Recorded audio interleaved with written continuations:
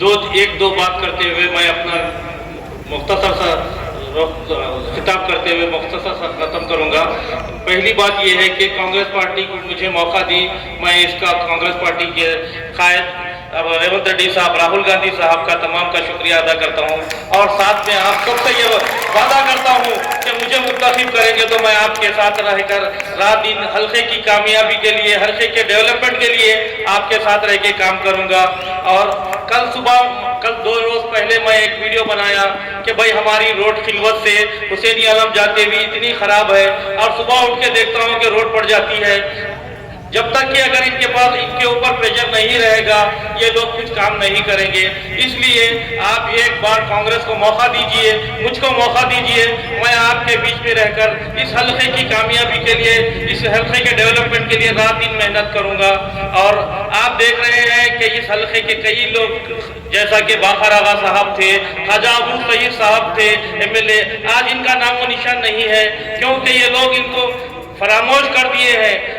सिर्फ इन और यही और इनकी औलाद, इनकी नस्ल दर नस्ल हुकूमत करना चाहती है। इससे आप लोग होशियार रहिए और इनको इस बार नाकाम बनाइए इनकी साजिशों को।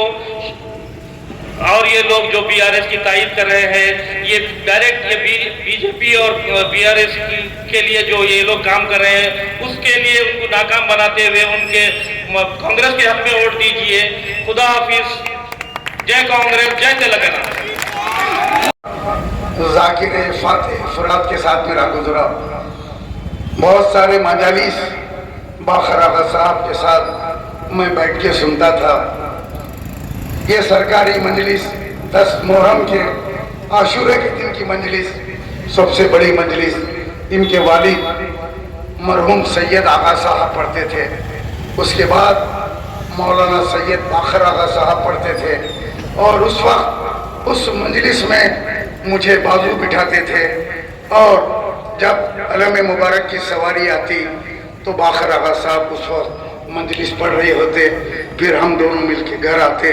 एक ज़माना, एक तवील वक्त मेरा बाखर आगा साहब के साथ गुजरा, आज उनकी याद आ गई। बहुत अच्छे इंसान थे, बड़े बेहतरीन जाकिर थे। उनकी तकरीर आज हैदराबाद में उनकी तकरीर का कोई मुकाबला नहीं कर सकता। ये मजलिस को ताकतवर बनाने वाले, ये सलाहुद्दीन अवैसी साहब को सालार बनाने वाले 2 आदमी थे। एक मौलाना सैयद बाखर आगा साहब अपनी तकरीरों के जरिए हैदराबाद के माहौल को मजलिस के हक में किया और एक गाज़ी मिल्लत मरहूम अलाज मोहम्मद अमानुल्लाह खान साहब अपनी बेजिगरी के साथ कौम की खिदमत करके मजलिस को ताकतवर बनाया। ये 2 आदमी थे, उसके बाद मजलिस को इस्तेकाम मिला। आज मजलिस में चोर, लुच्चे, लफंगे, रौडी शीटर, रेपिस्ट, जमीनों पे कब्जा करने वाले और वक्फ जमीना खाने वाले, इनके चेहरे देखो, ये बड़े बड़े बोर्ड लगाते हैं, उस पे चेहरे नजर आते हैं। आप गौर से उन चेहरों को देखो, उनके चेहरों पे लानत बरसती है। सूद खार भी, सूद खाना भी इनके पास माफ है। दारुसलाम बैंक 13% सूद पे चलता है। कोविड के बाद मुसलमानों का सोना, जितने भी आपके उम्मीदवार हैं सब चोर, सब क्रिमिनल रिकॉर्ड के हैं, कोई शरीफ नहीं है, कोई शरीफ नहीं है। मैं समझता हूँ पूरे मैट्रिक फेल या मैट्रिक पास सिर्फ एक उम्मीदवार, ये हाई कोर्ट का वकील है मुजीबुल्लाह शरीफ साहब। इन्हों नहीं चाहते पढ़ा लिखा आदमी पार्टी में रहना, इन्हों चाहते पूरी कौम जाहिल रहना। क्यों रहना?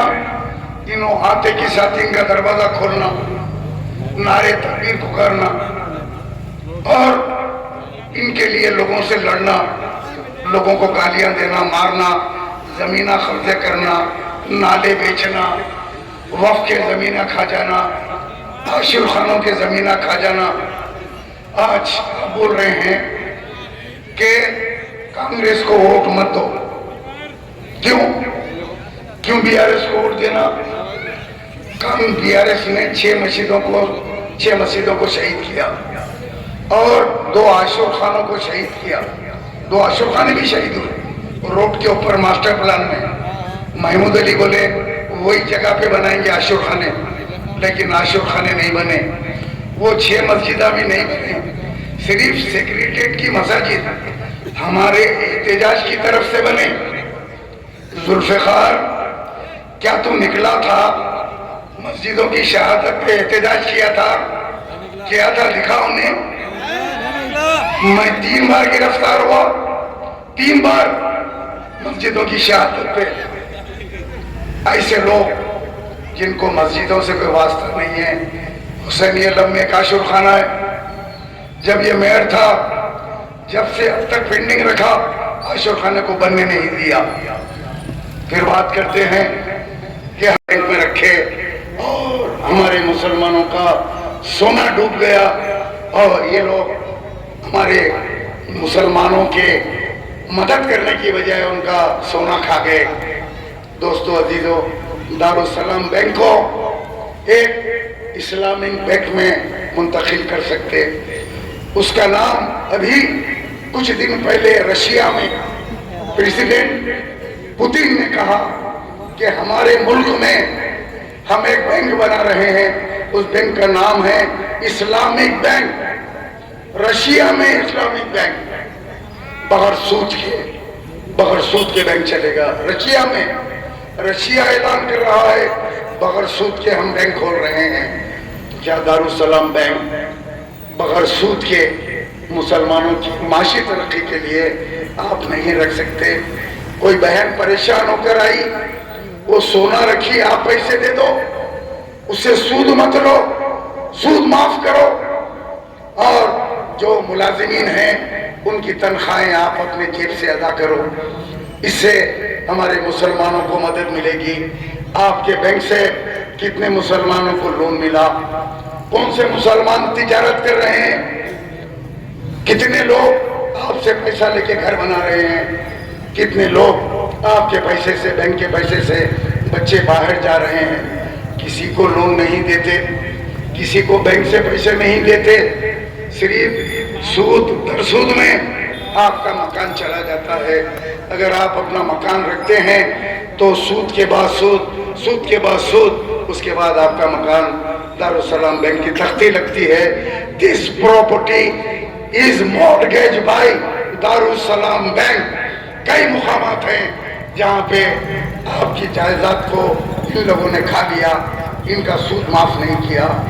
जाके बड़ी बड़ी बात करते हैं मुसलमानों, अल्लाह के नाम पे, रसूल अल्लाह के नाम पे, बाबा शरफुद्दीन साहब के नाम पे, ख्वाजा गरीब नवाज के नाम पे, यूसुफ बाबा शरीफ बाबा के नाम पे, पीराने पीर के नाम पे, गेसु दराज के नाम पे आके भीख मांगते हैं। और वो औलिया अल्लाह अपनी खबरों में आराम कर रहे हैं। जब उनको पता चलता है तो वो सोचते हैं ये कौन लोग हैं जो अपने वोट के लिए हमारा नाम इस्तेमाल कर रहे हैं। अरे उनका नाम क्यों लेते हो? तुम वोट अपने काम की बुनियाद पे मांगो। बोलो दारुस्सलाम बैंक से हमने इतने हजार मुसलमानों को अपने पैरों पे खड़ा किया। इतने बच्चों की शादी में हमने बगैर सूद के खर्च दिया। मुसलमानों की मईशत को असदुद्दीन अवैसी आप आके बोलो कि आप इतने मुसलमानों को बगैर सूद के आपने कारोबार दिया। सूद खाते हैं, चाहिए तुमको। अभी एक तकरीर सुन रहा था बिपाशा की, मालूम ना बिपाशा, कान को पट्टी लगी हुई है। इलेक्शन आते कुछ ना कुछ हो जाता, कभी पेट पकड़ के निकलते जैसे इनकी डिलीवरी होने वाले। इलेक्शन आते तमाशे, पानी आ गया, घरों में पानी घुस गया, पट्टा ऊपर लगा के निकले हुए, कमर का पट्टा। कमर का पट्टा अंदर बनते, शेरवानी के ऊपर बनते, अंदर भी है, पैंट के अंदर बनते, पैंट के ऊपर पहनते, अंदर भी है, अंदर पहनते। अंदर पहनने की चीज बाहर पहन के कमर को हाथ लगा के पानी में निकले हुए हैं। अब कान को एक पट्टे लगा के निकले। तो मैं बोला एक कान में क्या हो गया इनको? मालूमात करा तो मालूम हुआ कि इनकी कान छिदाई हुई गति। हबीबा की कान छिदाई हुई, पस आ गया। उसके बाद इलेक्शन के बाद बालियां डालेंगे। आजकल रिंग रोड पे बहुत दिख रहे हैं बालियां वाले, नहीं? हाँ। अब मैं ये पूछ रहा हूँ, तुम बालियां पहनो, मैक्सी पहनो, कुछ भी पहनो, मेरे को इतराज नहीं है। मेरे एक सवाल का जवाब दो, राजा सिंह मलून के खिलाफ कई को नहीं लड़े? उन्हें बोल रहा मैं पान खा के आता हूँ घर को, तारा पान साहब का पान खा के घर को आता हूँ, घर में तैयार रखो, बोल रहा ना। फिर आप लड़े कई को नहीं राजा सिंह से? हैदराबाद पार्लियामेंट में आता है, आप इतने बहादुर है।